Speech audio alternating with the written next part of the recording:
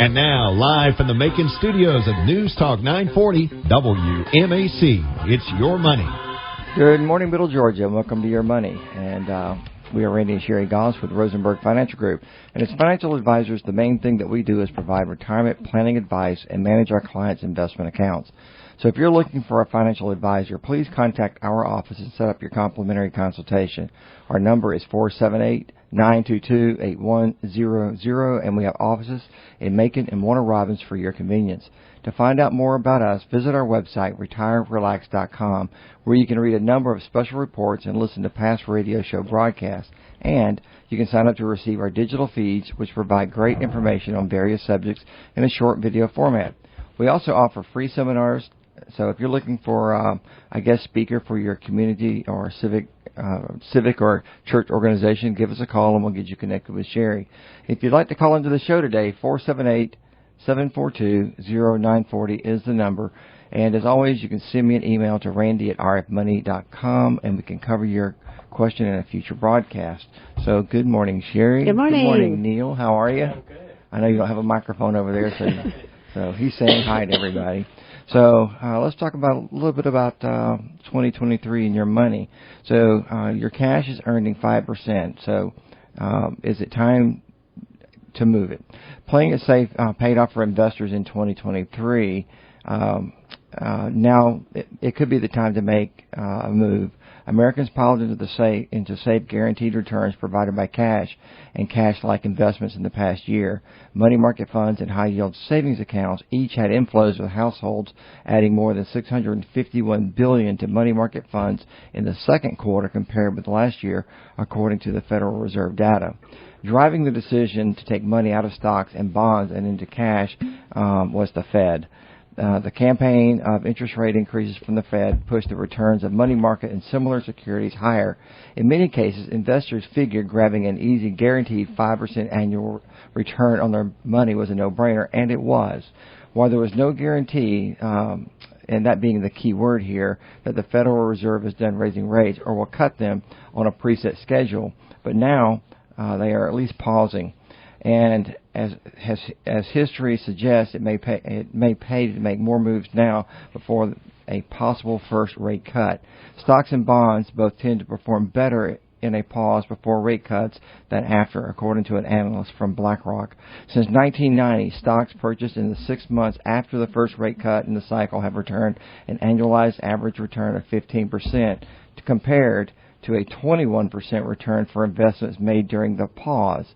Bonds returned an average of 15% in the pause before the cuts and 7% afterwards. And that's very fascinating data, Sherri, so I hope y'all all got that.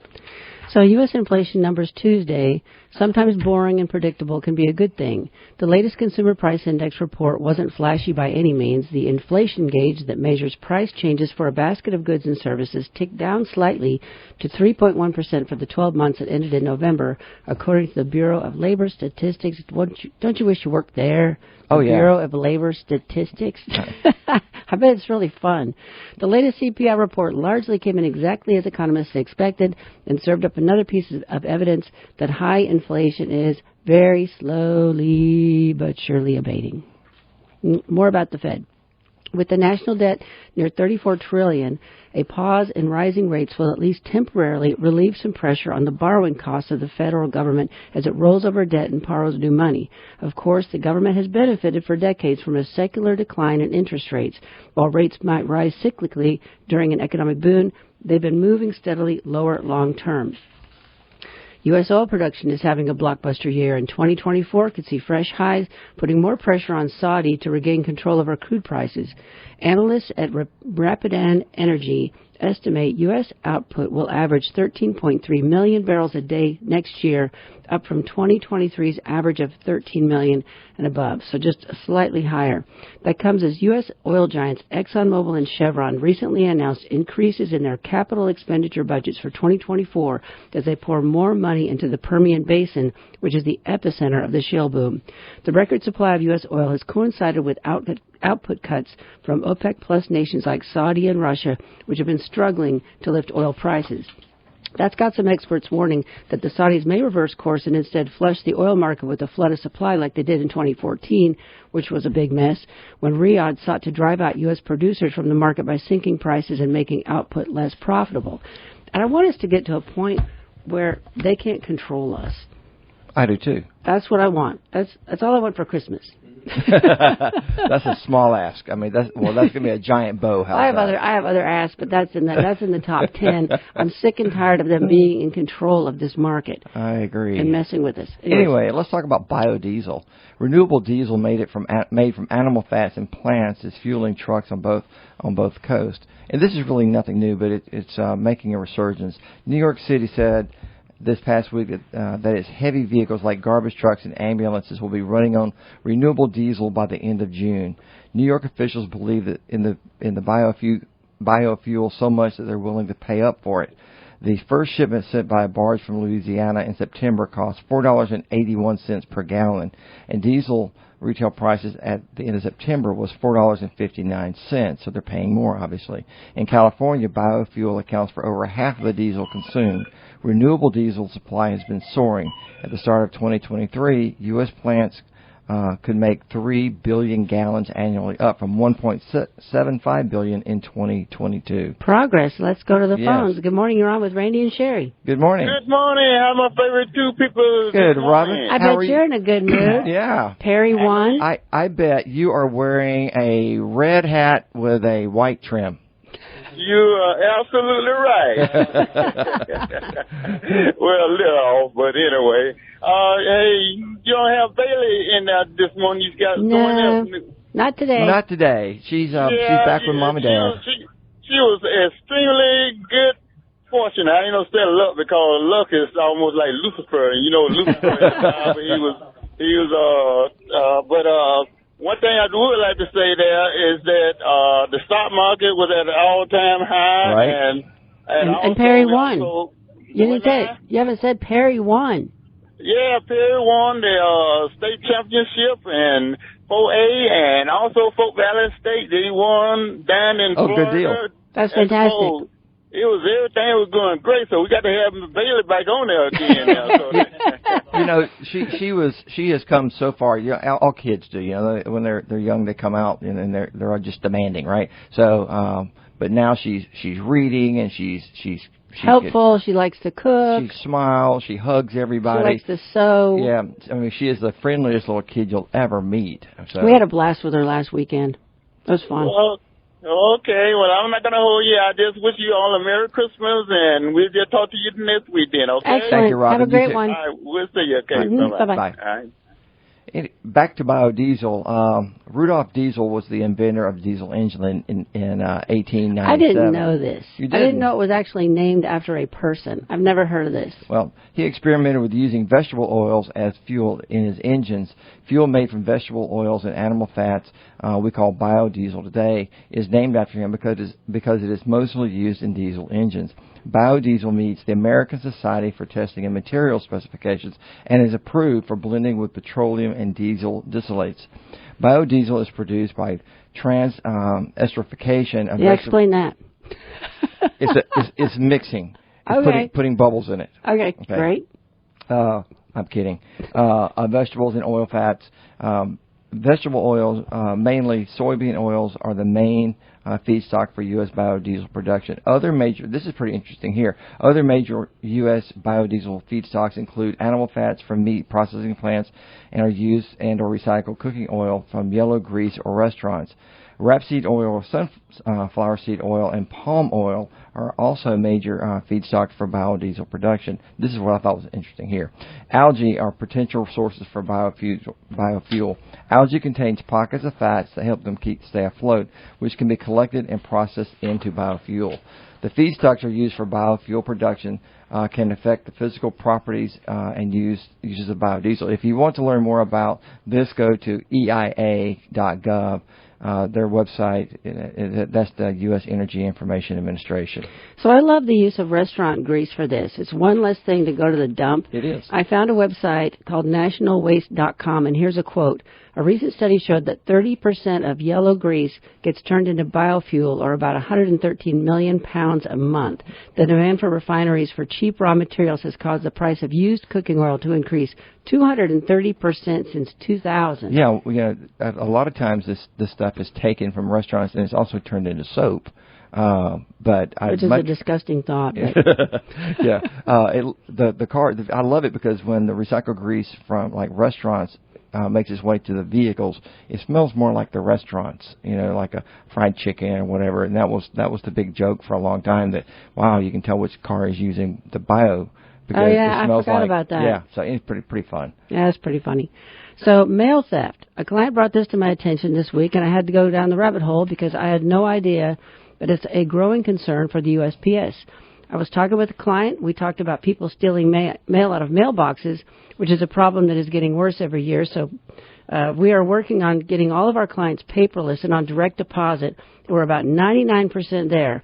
I had my first case of identity theft by mail years ago, but it has gotten worse, and I learned something new from my client. But first, from the U.S. Postal Service. This is what they say. The key is to not leave your mail in your mailbox unattended. You wouldn't leave your car unlocked with important documents on the front seat, and you shouldn't leave documents sitting in an unlocked mailbox either. But now the agency is warning of an entirely new type of threat. And, I'm going to interrupt you here. Even out even out in Thomaston, where my mom lives, there's a big mail theft ring out there, and they've arrested 5 people in the last couple of weeks. That's right. And they're just literally breaking into the blue boxes and stealing mail out of that and going to buy mailboxes, basically following the mail truck. Wow. According to the USPS, using your closest USPS collection mailbox seems like a safer option, but they warn that using one at the wrong time could still put you at risk. Why don't they just rip them all out of the dang sidewalks? Yeah. Why do they exist if people are getting ripped off? This makes no sense. I'm sorry, I almost said your stuff.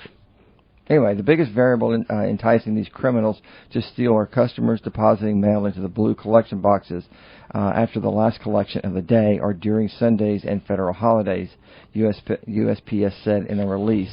If customers simply use the retail service inside the wall drop slots to send their U.S. mail instead of depositing into to sit outside overnight or through the weekend in the blue collection boxes, it would not be as enticing to the thieves.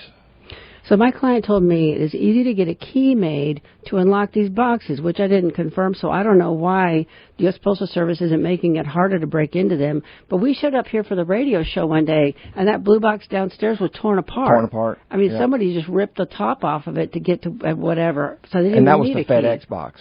Oh, it was? That was a FedEx box. But still, it's somebody's valuables inside of that box. Right. So if you didn't get your package, that might be why. Anyways, in an August Facebook post, the USPS said, please refrain from using the exterior blue mailboxes and conduct all business inside the facility or in an alternate location. For anyone who has recently deposited mail in one of those mailboxes, please monitor your accounts for any financial information that could be compromised. U.S. Postal Service suggests stepping up security on your own mailbox. The agency recommends signing up for Informed Delivery Service so you can better track any critical correspondence. And if you plan on being away from home for a long stretch of time, especially during the busy holiday season, consider filling out a mail hold order to help ensure sensitive documents aren't sitting outside for too long. That's right. When people are traveling, this is the perfect time for them to go around ripping everybody off. And you can do that online. Oh, good.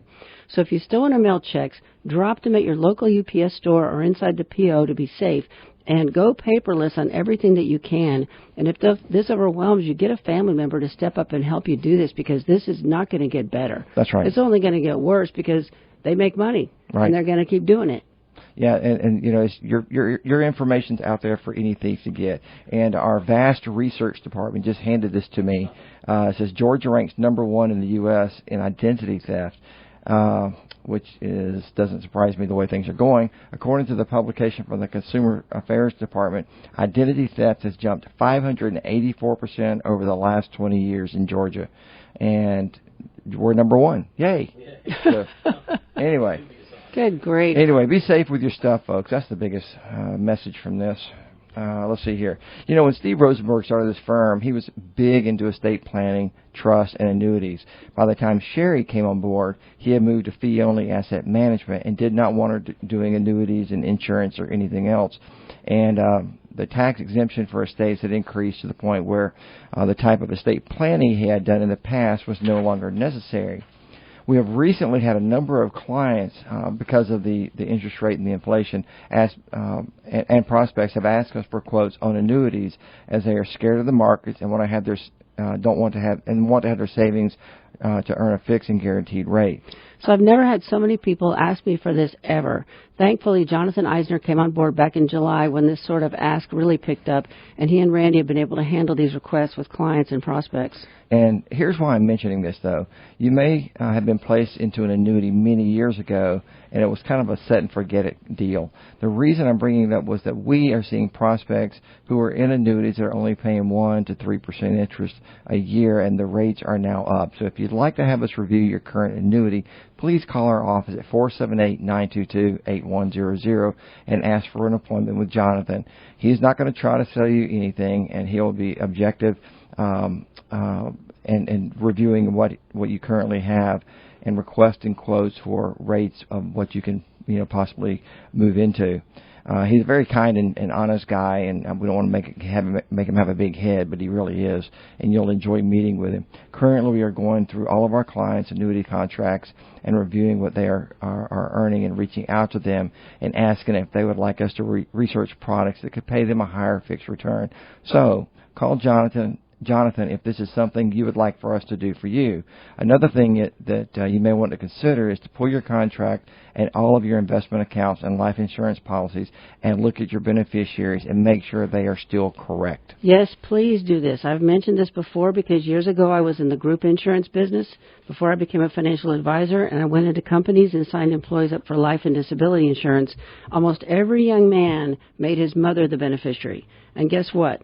The insurance carriers don't send out a notice saying, hey, your mom is your beneficiary on your life insurance policy. Is that what you still want? It is on you to make sure your beneficiaries are correct, so please review them. And that was really big in the military, too. And when service members signed up, that's who they put on there was their mom and their dad, and more so their mom. And then they got married and had kids. Forgot about it. Something happened to them, and then the mom got the insurance, and not the kids, and not the wife. So you need to really make sure that you stay on top of that stuff. Yep. So a startup aims to prevent workers' back injuries with exosuit. This is really cool. Workers at a warehouse south of Albany, New York, wear motorized backpacks that strap around their chest and thighs. The device, known as an exosuit, weighs about 6.5 pounds and helps offload up to 40% of workers' body weight as they lift 50-pound bags of potatoes and 40-pound cases of bananas. While exoskeletons haven't taken off as their promoters hoped, Verve Motion, the Cambridge, Massachusetts-based startup, hey, if we go up to see your sister in Cambridge, we should go ask for a tour of this place. We should. Wouldn't that be fun? Mm-hmm. Massachusetts-based startup by partners Galliana and Walsh behind the exosuit known as SafeLift figures its lightweight, soft design is the answer to helping warehouse workers avoid back injuries as they lift as much as 50,000 pounds of merchandise a day. Injuries from overexertion are a big problem for industry, costing $12.8 billion a year in the United States, according to an analysis of Bureau of Labor Statistic data by Liberty Mutual. And one of the developers says people targeting the problem earlier saw Iron Man and wanted to make it real. They wanted to make it practical. Verve has been gaining traction for its exosuits, which cost at least $350 per worker per month. So it sounds like it's on a subscription basis, with more than 1,000 units now being used in warehouses and 20 customers, including Kroger, Albertsons, Giant Foods, and other grocers. See, I wouldn't have thought grocery stores would have been the problem. Well, think about all the food that comes in, especially in the produce department. Those boxes are big and they're heavy. And canned goods. I would think Amazon would want to be part of this. I'm sure they are. Back injuries are both common for warehouse workers and expensive for their employers, who must cover their insurance claims, which cost nearly $40,000 each, according to the National Safety Council, in addition to lost work days. Customers typically see the exosuits pay for themselves in the first half of the first year in use due to a 65 to 85% reduction in back injuries. That's just amazing. It is. Customers also typically see an improvement in productivity because workers aren't fatigued at the end of their shifts. It's a safety tool that pays for itself. Yeah, instead of trying to design high-tech robots to put on people, the partners wanted to look for how the human body works and design high-tech devices to help them perform specific but difficult tasks better. In 2012, with a 5-year grant from DARPA, which is the Defense Department's research arm, they started working on a design that might help soldiers walk further in difficult terrain carrying heavy backpacks. They also developed a wearable brace that could help stroke patients during their rehabilitation. Their goal with both early projects, figure out a human-centered design that helps people do 30 to 40% more without additional strain. And they said, we move and walk very efficiently, so it's conceivable that if you just inject a small amount of energy at a time, you can really help people. Let's see here. He compares it to running with the wind at your back. I mean, that makes sense to start with. Okay. They started by visiting warehouses where millions of workers process untold numbers of packages and heavy objects every day. They quickly realized how huge a problem that was. Until then, we had focused on walking, so we developed a new prototype and put it on a few workers, he said. When workers at Ahold's facility in New York ran an early pilot in 2019, Galliana recalled the workers tried it on and their eyes popped out with amazement. That response gave Galliana and Walsh and other researchers on the team the impetus to spin out a company from Harvard in March of 2020. The early days of the pandemic might seem a rough time to have started a company, but it also meant that warehouse workers, especially for food and other essentials, were on the job overtime. We had picked grocery distribution as our first market, and grocery distribution blew up at that time, meaning that warehouse workers were putting in lots of hours of overtime to keep store shelves stocked during the early days of the pandemic. It was like the tipping point in the industry.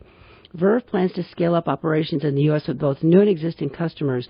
While its current production focuses on back injuries, it could eventually develop devices to guard against shoulder injuries, knee troubles as well. And as with all robotic companies, the data that it's collecting on worker safety is likely to become increasingly important over time. They could eventually get to the point where they're available to consumers. I absolutely could see this. I can too. And can you imagine just having it on your back working around your house or your yard, construction projects? Yes.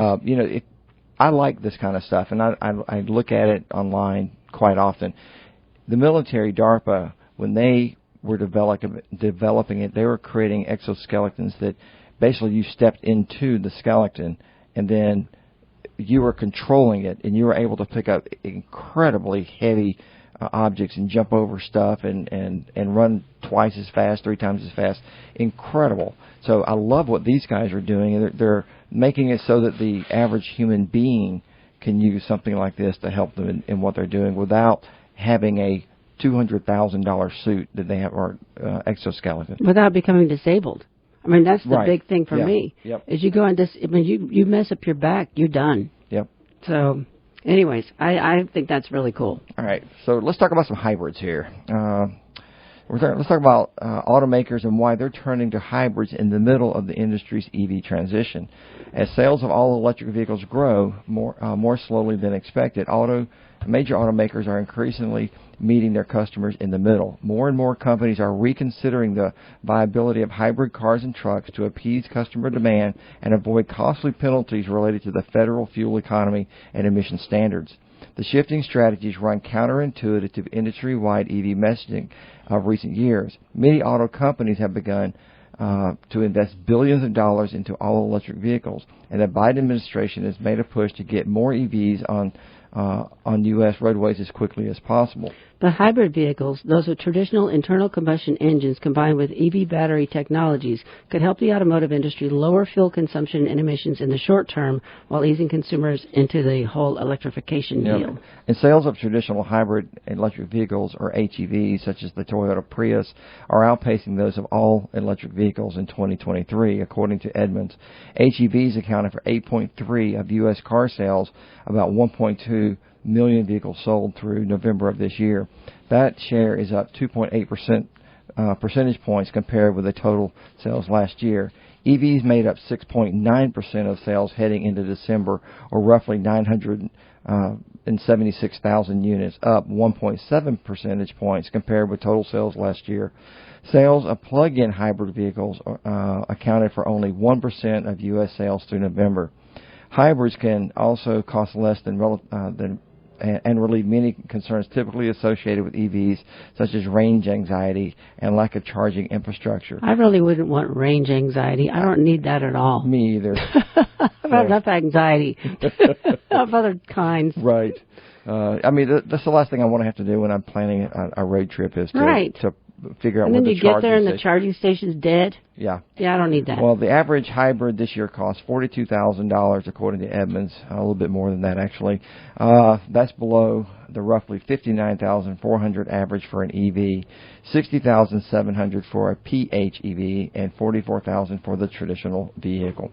Wonder why people aren't buying them. Yeah, you know, there's so many. The federal government pushed charging companies that were building these stations into building these charging stations so fast that many of them, the day that they were completed, didn't completely work. Did you read that? Yeah, they're dead. A third of them are dead. A third of them are dead. Yep. So good luck with that. Crazy. Anyways, next topic came from a seminar at our annual conference, and it's really important for people who are on their computers a lot, and especially important for employees that have to attend Zoom and other online meetings. So this may not be you, but you might want to write down this website for your kids, because I'll bet you that they're having to be on these meetings, and this explains what the problem is. The title of this is Becoming Superhuman, The Science of Productivity and Performance by two cognitive neuroscientists, and the speakers are Dr. Youssef and Professor Lucas Miller. Ever since COVID, Zoom meetings have become more popular, and I have to attend one monthly with my supervisor and hundreds of advisors nationwide. I noticed during the first meeting that I was distracted by the screen and didn't like my picture staring back at me, so I just removed it and left a blank black space because I couldn't take it. I could not stand people seeing me sitting at my desk. I agree. Because you can't take a drink of water. I mean, everybody sees everything that you're doing. You scratch your face, you do whatever. So anyway, so I just started doing the black screen thing, which was a relief, but I still was looking at this screen of all these people I don't even know. Anyways, so I also found that they were really tiring. So I started just calling in by phone and avoiding Zoom completely because I'd find myself just exhausted after an hour of this stuff. This webinar I listened to last week answers the question, why is Zoom so exhausting? So here you go. Again, this is from the workshop Becoming Superhuman. Here are their tips for Zoom meetings. 1, they require more beta waves from your brain than in-person meetings, which demands more effort and is exhausting. 2, if you have to be on video call meetings, take down your picture and don't look at the other people and focus on the content of the meeting. Here are the 4 causes of visual fatigue. Excessive and unnatural eye contact. Focus on what the person is saying. Don't look at them because they're not real. They're not there. You're not connecting with them. You're staring at a picture. Turn off or ignore the self-view. It says we tense up a lot of muscles as we don't know who's looking at us, and it makes us tense. Back away from the camera or just do a phone call instead. Maybe go for a walk while you're on the call, which is probably a much better idea. You know, I like these points that they just gave, and I always wondered why I was tired after these Exhausted, calls. mentally drained. And they do say a phone call is considered more intimate than video. Absolutely. And multitasking, we can't do it. There is no such thing. What we do is task switching. Switching takes time and energy. And the biggest problem with employment today is we can't focus on one thing at a time. Checking email frequently increases cortisol and decreases productivity. Treat email like laundry. Pick a time of the day and catch up on email. And don't have it on all day long. And that's what I do. I try to do email twice a day. Yes, me morning too. And late in the afternoon. Prioritize to-dos and focus on doing them during the parts of the day in which you are the most productive. Optimize breaks. Eat, hydrate, and move around and get up every hour. There is a correlation between sitting too much and the brain. Chronic sitting is like chronic smoking. If you can't go work out, do high intensity exercises for 1 minute at a time, then rest for 20 seconds and repeat for 8 times total. I find walking really fast, like I was yesterday. Every time I went somewhere and to talk to somebody, I'd walk really fast because I was wearing flat, comfortable shoes. That helped my energy level a lot. And I keep some weights behind my desk I'll stand up and do some curls or whatever with them, and it does help. It helps. So light, go ahead. Light exposure. We are creatures of light, and light dictates the hormones we generate. 200 years ago, we didn't need melatonin to sleep at night because we made our own. Exposure to electronic devices, TV, white noise, all this tells the brain it is daytime, so the body creates adrenaline. Kids under 13 are 10 times more sensitive to blue, bright light at night. Keep lights dim at night or light a candle. Expose yourself to the sun. Put a sun lamp on your desk, which I've never heard of. Have you looked into that? I never heard of that either. I want to see what that is. Stare at a plant. Get your eyes off the screen. Close your eyes for 10 seconds. This creates a spike in alpha waves, which are related to rest and relaxation. You know, I tried that when I read this article yesterday, and it does seem to work. 30 minutes later, I woke up, though. So. Sleep. Well, speaking of that, sleep is the foundation of health, and 7 hours a night is a minimum. Sleep deprivation is like being drunk. It is very dangerous. If you'd like the link to the workshop so you can listen to the entire presentation, which is it's a cram-packed hour of two people talking that are just seriously brilliant. If you want the entire presentation, email me at Sherri, SHERRI, at rfmoney.com, and I will send it to you. It may be something you want to share with your supervisor. If your supervisor is making you do Zoom, they need to get a grip. I forwarded this to my supervisor and explained to her, I can't watch this. I can't look at people's faces. This is not good at all for anybody. And trying to encourage people and make people feel guilty for not having their face on the screen is the opposite of what you need to be doing. Yep. And I haven't heard back from her. You probably won't. I don't know. She'll get around to it. All right, we're at the halftime, so you've been listening to Your Money with Randy and Sherri Goss with Rosenberg Financial Group. And if you'd like to call into the show today and contribute, the number is 478-742-0940. Rosenberg Financial Group has offices in Macon and Warner Robins, and you can learn more about us by visiting our website, retirerelax.com. We offer complimentary consultations, and setting up an appointment is easy. Just call our office at 478-922-8100. And we do offer free seminars to the community, so if you're looking for a guest speaker, please give us a call to discuss what topics you'd like for us to cover. All right. You're up. Well, all right. Now let's talk about why job candidates are ghosting employers like never before. Put simply, payback is hell. In a turn of the tables, job seekers are increasingly ghosting employers. That's according to a new report by Indeed.com on the job search platform. Prospective employees who are in the middle of hiring process basically just vanish without letting the employer know why, and then they think it's fair play. So, and let's see. According to Raj, whatever his last name is, Executive Vice President at Indeed, it's easy to see why, after years of having been ghosted by employers. In other words, they apply for jobs or are interviewed, sometimes by multiple people, and then it's radio silence. Maybe you've been there or done that.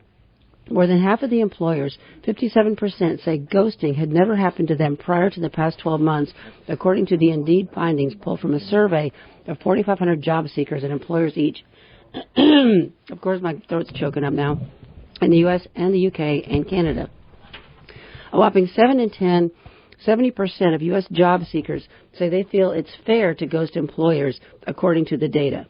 The silence echoes when you don't hear back from an employer after they submit a resume, perhaps because an artificial intelligence tool automatically screened and jettisoned it without a person even seeing it.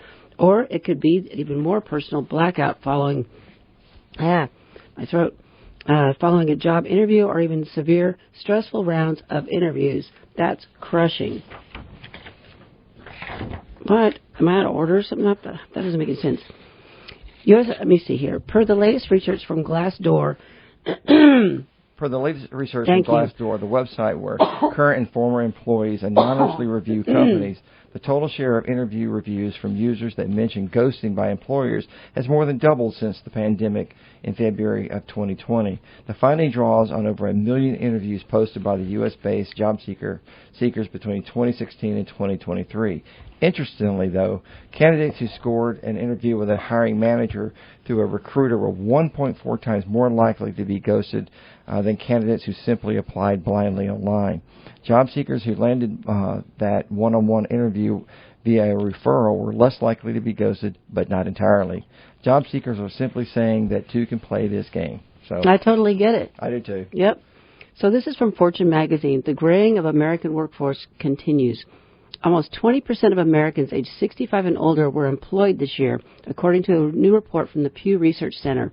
That's nearly double the share of those who were working 35 years ago. In total, there are around 11 million Americans, and that's not very many, honestly. 11 million? I agree. 65 or older who are working today, comprising 7% of all wages and salaries paid by U.S. employers. In 1987, they made up 2%. And not only are more Americans at or above the traditional retirement age of 65 working, but they are also earning substantially more. The typical older worker earns $22 an hour.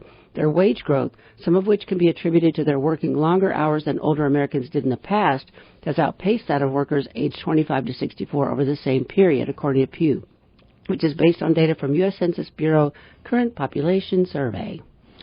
Though the trend has picked up in recent years, save for the exodus of older workers during the COVID-19 pandemic, it has been underway for a few decades. The older workers started retiring earlier after World War II, thanks to a new generous government program. The 1990s saw more of them working longer. There are a number of reasons for this change, highlighted in Pew's report and other research. Among some of the largest changes, a much higher share of baby boomers have four-year degrees relative to the generations before them and were able to work white-collar, less physically taxing jobs. Baby boomer women were also more likely to enter the paid workforce than women in previous generations, broadly speaking, though. Advances in health care have helped more people keep healthier longer, and the strong job market of the past few years makes it easier to stick around and work a little longer. Our sense of what is old has changed over the past 40 years. Retirement benefits like pensions and defined contribution plans like 401ks have also changed substantially since the 80s. Boomers with employer-provided health insurance have an enticement to keep working. And while they are more likely than previous generations and current younger generations to receive a pension, there are still many baby boomers who do not have one and contribute to their 401k, which encourages people to work longer in order to save more. Plus, changes in the 80s specifically, and the more gradual changes in the generosity of Social Security benefits and the timing of Social Security benefits have created incentives for people to work a little longer. Waiting an additional year or a few years increases benefits substantially. We are also seeing that older workers are less likely to say they find their job stressful, reporting higher level of job satisfaction overall compared to younger workers. And that's from the Pew Research Center.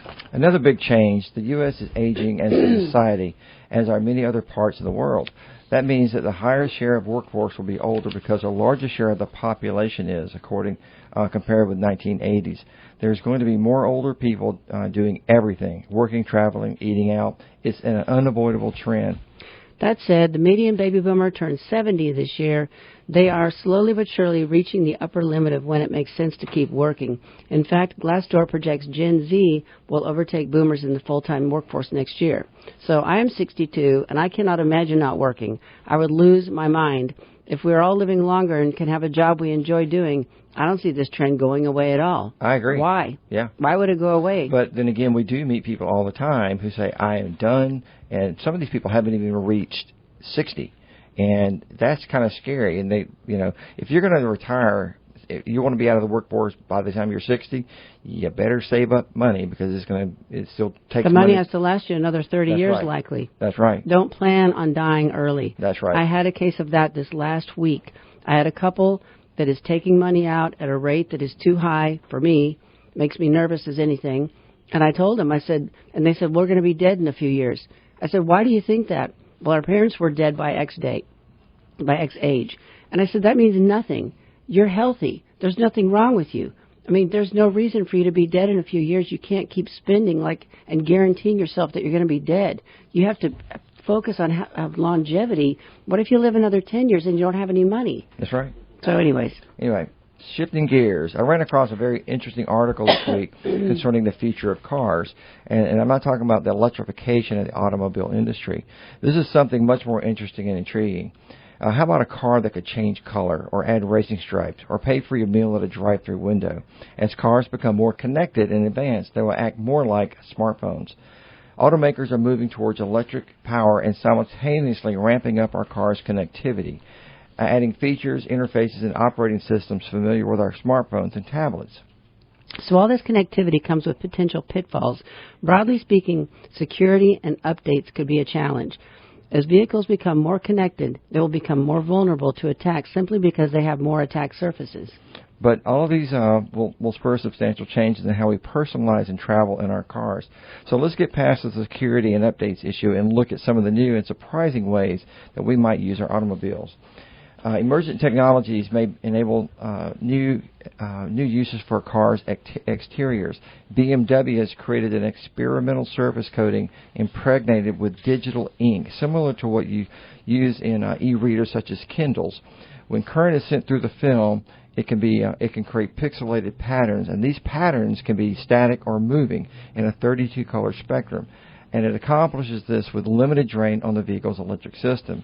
Digital ink, or e-ink, is bistable, and that means when it's done changing colors, it doesn't need any energy at all. And it's very similar to the LCDs, where a special type of liquid crystal displays are used to hold an image without needing a continuous power source.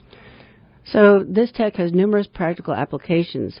It can react to the weather, for instance, make the car black to absorb heat or white to reflect light. Or it can readily display information like an electric vehicle's state of charge. Yeah, and why would you want that on the outside of your vehicle? No, they're saying what it could do. It's not saying that's what you'd want. That seems dumb. Hey, but there's a bunch of people in the world, they might do something weird like that. Yeah, and you could put some political slogan on the side. Yeah.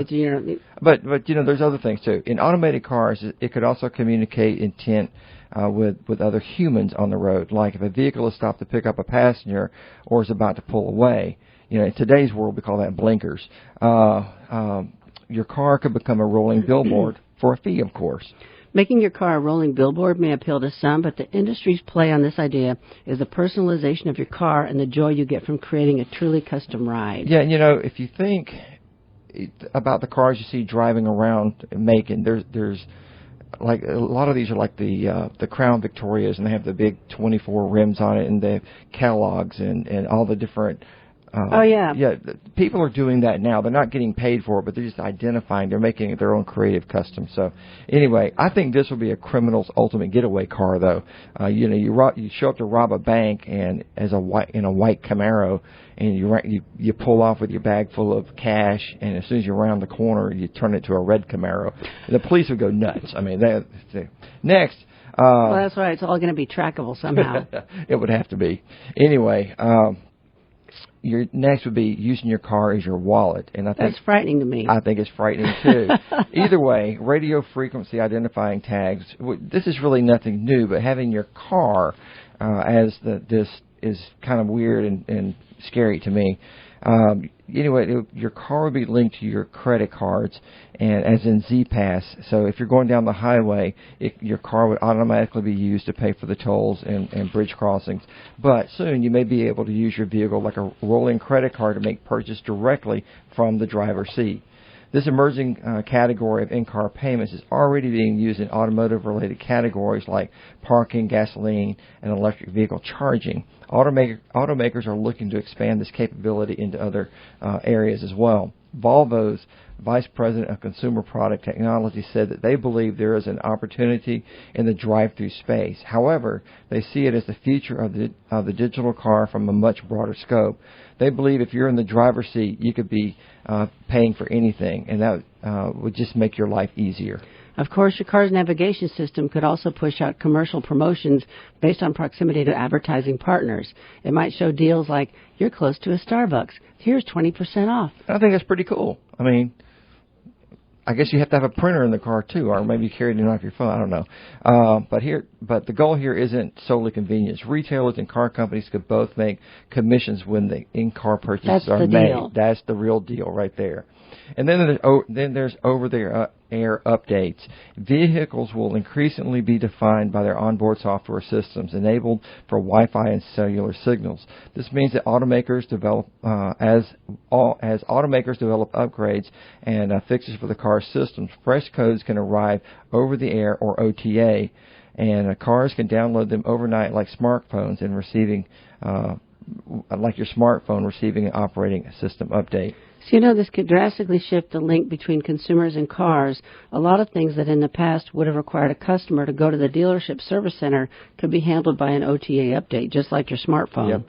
It could also monitor social media, online forums, and allow automakers to respond directly and quickly to customer complaints and desires. This would or could extend the functionality and the residual value and the lifespan of the vehicle. But again, we go back to security. Owners would need to be hyper-vigilant. The co-founder of automotive cybersecurity firm Caramba Security sees this increased connectivity as a significant increase in risk for consumers. I am sounding like a Debbie Downer here, if anyone remembers who she was. Well, I don't know. Everybody's getting hacked. So what if they hack a whole dealer? What if they hack Ford? What if they hack GM? And they hack into all their systems and they steal all your data. To me, it's just one more thing. It is one more thing, but that's where we're headed. But look, that's where we're headed. In-car subscriptions, like your mobile device, your smart TV, you could buy and manage subscriptions. This would include hardware for which is intended to install, hardware for which the intended software will still be being developed by the car maker, like advanced driver assistance or safety systems, things that when the car was sold didn't exist or was still in the development phase. So I don't know if I like this, but this is one way that the automotive dealers or manufacturers are going to be able to get into your back pocket a little bit more. Oh, yeah. Because the subscriptions, that's what it's all about. Anyway, Mercedes is kind of leading the way on this thing. They're developing these systems, and we're just going to start seeing these things roll out more and more. So I don't know what y'all think about it, but it's worth watching. So I had a client recently, and their family gets together every weekend for a meal at someone's house. I think it's his mom's house. Anyways, with this couple. So my client's grandfather has a car that drives itself. He is 90, and he loves it. He starts the car, pulls up the map to their house on his car, pushes on the pedal, and then takes his hands off the wheel. He doesn't steer the car at all and just regulates the speed and stops when he has to and shows up at the house in time for lunch. His only complaint is that he has to touch the wheel every few minutes because otherwise it will go off driverless mode. Well, that Acura MDX that we had was the same way, but it was like 10 seconds and the wheel would vibrate after that, and you had to touch the wheel. But the autonomous cars have no person in it to touch the wheel, and then you saw Tesla had a big wreck recently. So the Chevy Cruze and Tesla both had big accidents, and they've both been in the news. But this is happening. These are the kind of things that it's being tested on the roads right now. So it's going to get there. But I think a 90-year-old doing this is a total outlier. They say he loves that car. He can just get in it and start it up and just hit the button. But what does that give him? It gives him freedom. Because he can't see. That's right. So he may be able to see that 19-inch LED that says, go to Jane's house, and you can punch that and off it goes. Right. So it still gives him freedoms. I just found it. Think about how many people that don't want to take their keys away from their mom and dad, Yeah, that's a good point. So drive yourself in a driverless car to your doctor appointments. That's right. Okay. Money baggage can ruin your holidays. Here's how to conquer it.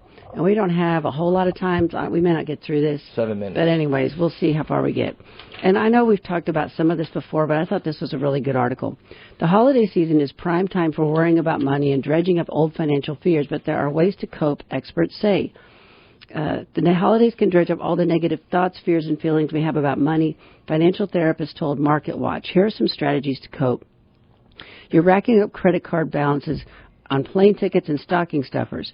Winter breaks and endless errands have left your schedule in shambles. You're heading home for the holidays, maybe during one of the busiest travel days of the year, and praying your dad doesn't bring up Bidenomics at the dinner table. It's supposed to be the most wonderful time of the year, but it's not breaking news that the holiday season can also be one of the most stressful, particularly when it comes to our finances. And with the average American planning to spend about $875 on their holiday shopping alone this year, it can leave a serious dent in your wallet. The holidays can also dredge up negative thoughts, fears, and feelings we have about money, according to financial therapists. It doesn't have to be this way, they said. There are ways to confront, this is the therapist talking, there are ways to confront the negative thoughts and money scripts we encounter at this time of year. Here are some ways to get a grip on your sanity and maybe even your budget amid the holiday spending frenzy. Step number 1, identify your money stories or money scripts. It's important to remember that our thoughts, feelings, and beliefs about money play an important role in shaping our financial behaviors. As a financial therapist, I didn't even know there was such a thing as a financial therapist. That's you. I guess. Many of your psychological narratives about money can date back to childhood and are passed down by our families. To help people define these narratives, he developed the concept of money scripts, deeply held, often unconscious beliefs about money that affect your financial behaviors through adulthood. This is interesting because I see this in people. I see people that have a belief that is so strong that they either can spend a certain amount forever and it doesn't matter, or like the case I just said where they believe they're going to be dead in 5 years, or somebody that just has to be constantly spending money to make other people happy, even though it drives them into the ditch. Or the people that they're already multimillionaires and they have to continue saving, and they're afraid to spend any money because they're afraid they're going to die broke. Fear is the thing. So some people follow the money script of money vigilance. They tend to be overly cautious about their finances and may have a hard time spending. Like we just said, others exhibit traits of money avoidance, a belief that one will never have enough money, which can lead to either reckless spending or oversaving, like you just said. Yeah, there's also money worship, a belief that money is the key to all happiness, which can lead to lavish gifts or racking up credit card balances and money status, or equating your self-worth with your net worth. They're like a script in a play that is written for you generations ago, and we tend to play them out. They can last your entire lifetime unless they're challenged. Smaller versions of money scripts or other long-held perceptions about money can also emerge during the holidays. For example, the narrative that we have to buy gifts for our friends and family. The assumption that I have to give people gifts to show them that I love them is particularly true. It might be true with a particular friend, he said, but broadly applied, it makes you broke. Number 2, tweak your money script. It can be helpful to view the holiday season as an opportunity to learn about what your money scripts are and where they came from, maybe by talking to your family about what their financial situation was growing up. And if you do discover you've internalized harmful or negative beliefs about money, you can work to reframe these narratives. They noted that even a small change can make a big difference. Take the thought that there is not enough money, for example, which could be a money script formed by growing up in a low-income household. Even changing that thought to there is not enough money right now can be a powerful shift. It sounds so simple, but there's not enough money right now is a call to action. There's not enough money is a helpless feeling. Yep. And step number 3, set boundaries. Set boundaries for yourself and others is another helpful way to deal with the financial dread that may creep in near the end of the year. That could be as simple as setting a budget for your holiday spending, and if you've done much of your shopping without one, if you've done your shopping without a budget, then Sherri, start with a written list of all the gifts you bought so far and their prices. Just see where you are. Holiday gifts are an easy way to get off track. It is so easy to get caught up in it, and you want to make everybody happy. And how do you do that? You have to spend a whole bunch of money because you have no idea what they want. I mean, it's just impossible. And setting boundaries could also mean having conversations about gift giving with your loved ones. And if you're trying to avoid overspending or simply can't afford giving gifts at all, you could share more about your financial situation and discuss buying less expensive gifts or skipping them altogether. When it comes to family matters, that might mean talking before the holidays about budgets or gift buying, or asking ahead of time to steer clear of money or wealth-related topics in a conversation during your holiday gatherings. So this may have nothing to do with you, but there might be somebody in your family that is struggling, and they feel that they have to show up with expensive gifts because that's what everyone else does, and they're under a lot of stress and pressure. Have a conversation this year, just like we had 10 years ago. We just stopped doing the gift exchange. It was so stressful. I hated it. And so, and I would get stuff and I'd return it. So what's the point? I mean, giving each other gift cards, this doesn't make any sense. So yeah, when it got to the gift cards, I realized that the gift giving was over. Yeah. So Christmas is not about getting presents. Anyways, we have a couple minutes left. So, what? 2. Oh, anyways, so there was something in here. Oh yeah, wait a minute. I went to the website. Okay. So I went to the website last night, which I can email to you if you want to do this. This is the website where this article came from, and it's called Money Scripts. And it has a free questionnaire that you can complete, and they don't even track you. You answer the questions about your feelings about money, and then it emails you your money script, and you print it out so you can read it. This could be something your family could do as a group, or if you have adult kids, that you could all do, and then talk about it and see, are there changes that you need to make as a family and how you expect to be spending. From beginning to end, when you open the website to the time you get your report back, 5 minutes max. Yeah. So email me at Sherri, Sherri, at rfmoney.com, and I'll forward you the website so you can do that. All right. We're at the end of the show, so thanks for listening to Your Money, produced by Rosenberg Financial Group. As financial advisors, the main thing we do is provide retirement planning advice and manage our clients' investment accounts. And if you're looking for a financial advisor, please contact our office to set up your complimentary consultation. Our office number is 478-922-8100. And you can learn more about us by visiting our website, retirerelax.com. And if you have questions or topics and you'd like for us to cover in next week's broadcast, email me at randy@rfmoney.com. And we look forward to connecting with you next week. Have a great weekend, everyone.